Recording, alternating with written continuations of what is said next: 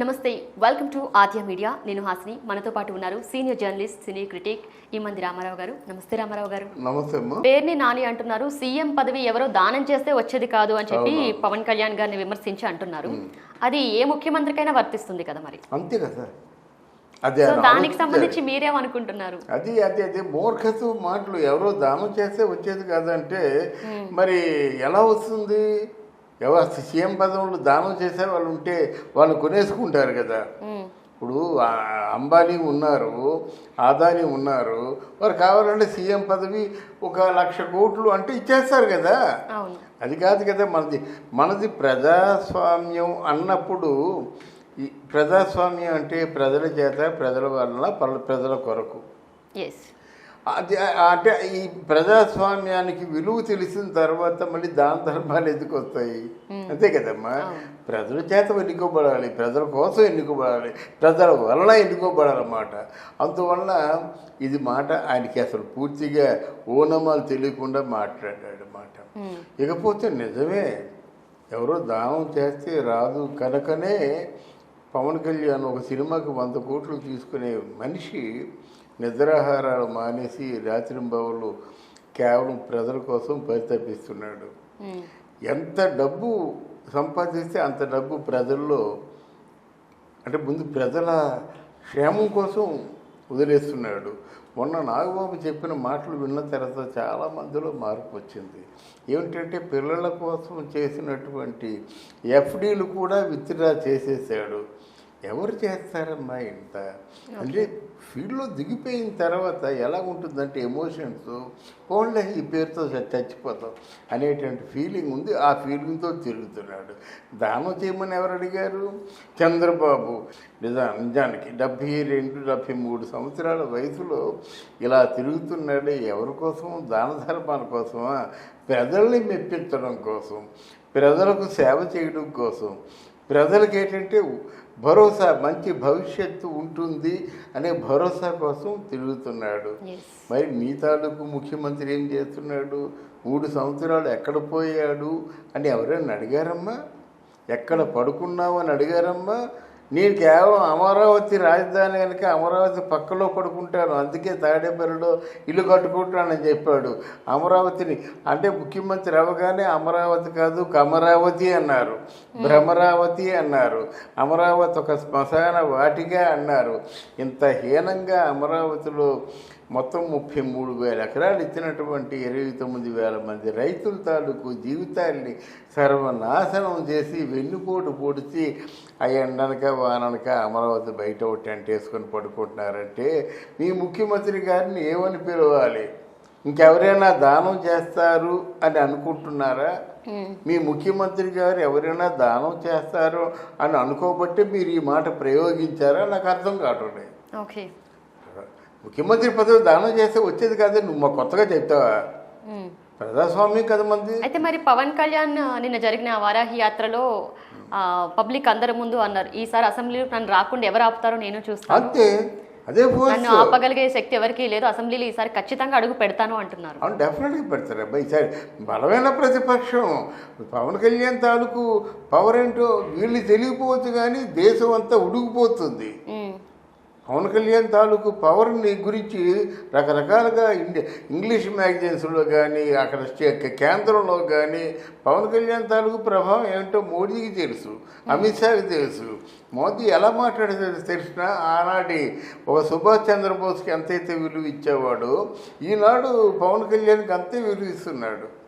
అందువలన పవన్ కళ్యాణ్ గురించి నువ్వు మాట్లాడడం ఏంటి? పవన్ కళ్యాణ్కి నీకు కంపారిజన్ ఏమిటి?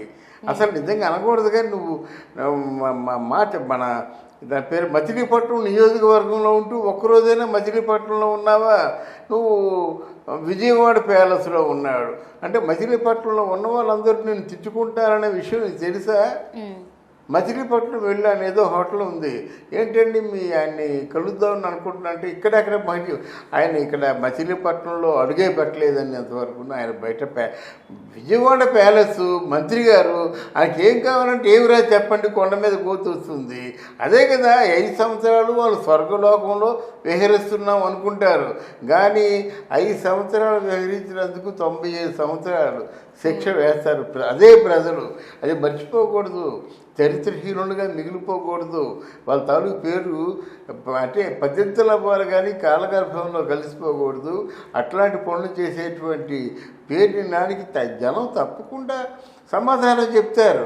నేను ఎలక్షన్లో నుంచుకోవటం లేదు కదా, నా కొడుకు నుంచుంటాడంటే నీకు బాగా పెద్ద ఓడబొడిచాడరా, పీకడరా, నువ్వు పీకుదూరా అంటారు అన్నమాట. వాళ్ళకి ఎవరైనా ఓట్లు వేస్తారా? ఎవరు? రామారావు గారు, అలాగే నాకు ఒక పర్సనల్ డౌట్, ఇది అడగచ్చలేదో నాకు తెలియదు. అయితే ఇంతకు ముందు TDP party back to back 2 సార్లు కూడా విజయవంతంగా గెలిచింది, 10 ఏళ్ళు అధికారంలో ఉంది. అలాంటిది జగన్ పార్టీ రావడానికి గల కారణం ఏంటి? వైఎస్ఆర్సీపీ ఎలా విన్ అయింది, ఎలా అధికారంలోకి వచ్చింది? ఇప్పుడు మళ్ళీ జగన్ ని ఢీకొట్టడానికి జనసేన పార్టీ సపోర్ట్ ఎందుకు తీసుకుంటుంది టీడీపీ? అవునమ్మా, అక్కడ ఏమైందంటే ఆయన మా నాన్న పోయాడు, మా చిన్నాన్న పోయాడు, ఒంటరివాడిని అయిపోయాను. రాజన్న అంటే అందరికి కూడా ఒక మంచి ఇంప్రెషన్ ఉంది. ఆయన చేసిన మంచి పనులు ఏంటంటే ఆరోగ్యశ్రీ, ఇందిరమ్మ ఇల్లు. ఆయన ఇల్లు కట్టి ఇందిరమ్మ పేరు పెట్టాడు కానీ ఆయన రాజన్న ఇల్లుని పెట్టుకోలేదు పేరు. సరే అంటే రాజశేఖర రెడ్డి గారి మీద ఉన్నటువంటి మంచితనం, ఆ గుడ్ విల్ని క్యాష్ చేసుకున్నాడు అన్నమాట. ఆయన మామూలు పార్థివ దేహం ఉంటుండగా ముఖ్యమంత్రి మరి దానికోసం ఏర్పాట్లు చేయండి అని రోషయ్యతో చెప్పారట. అంత కీర్తి కండూతి మాట ఆయనకి. అయితే ఒక్క ఛాన్స్ ఇవ్వండి అని నా 3000 కిలోమీటర్లు తిరిగాడు. నిజంగా నీలాంటి కుట్ర, నీలాంటి పగ, నీలాంటి ప్రతీకారం ఉండి ఇక్కడ సెక్షన్ 1 ప్రకారంగా ఎక్కడ బహిరంగ సభలు పెట్టకూడదు, తిరగకూడదు, పాదయాత్రలు అనే ఒక చట్టం తెచ్చినట్టయితే నువ్వు తిరిగి ఉండేవాడువా? నువ్వు 3000 కిలోమీటర్లు తిరిగావు. ఒక్కరోజైనా నీ మీద కోడిగుడ్లు విసిరే ఏర్పాటు చేశారా? నువ్వు ప్రజాస్వామ్యంలో తిరుగుతున్నావు, నీకు హక్కు ఉందని నేను వదిలేశారే కానీ నువ్వు వీళ్ళ మీద కసి ఆఖరికి చంపడానికి కూడా నిర్ణయించుకున్నావు. నీ మనుషుల ద్వారా ఇక్కడ ఒక తెలుగుదేశం నాయకుడు ఆనం వెంకటరామరెడ్డి గారిని ఆయన్ని చంపమని 5 లక్షలు సుపారీ ఇచ్చింది రోజా. మరి ఇంత దారుణమైనటువంటి పగలు ప్రతీకారాలు పెట్టుకొని నువ్వు ఈ మాట అంటే ఎవరు?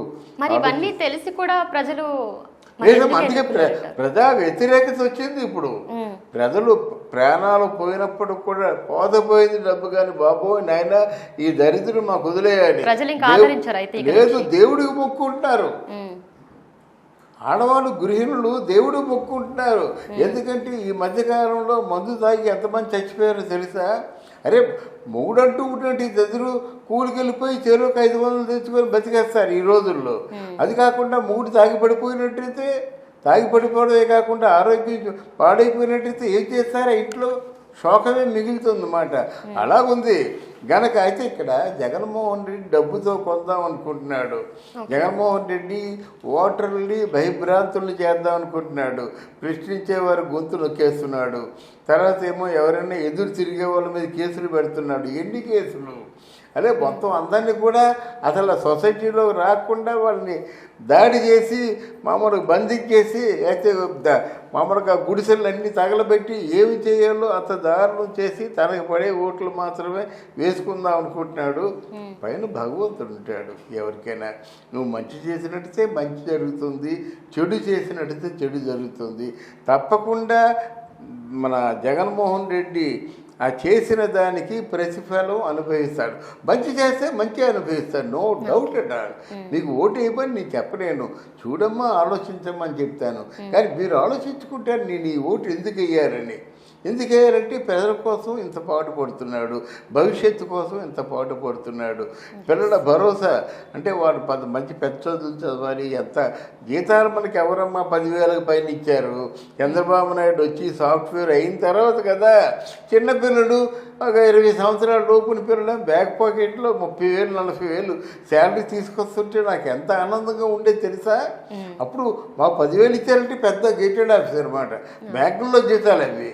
కానీ ఇప్పుడు ఎవరికి లక్షలు వస్తున్నాయి, మామూలు కాదు. అంటే మరి ఇవన్నిటికీ మార్పుకి కారణం ఎవరో వాళ్ళు ఆలోచించుకోవాలి, గుండె మీద చేసుకొని. అప్పుడు నిజాయితీగా ఓట్లు వేయాలని నేను కోరుకుంటున్నాను. Okay, right sir, thank you అమ్మా.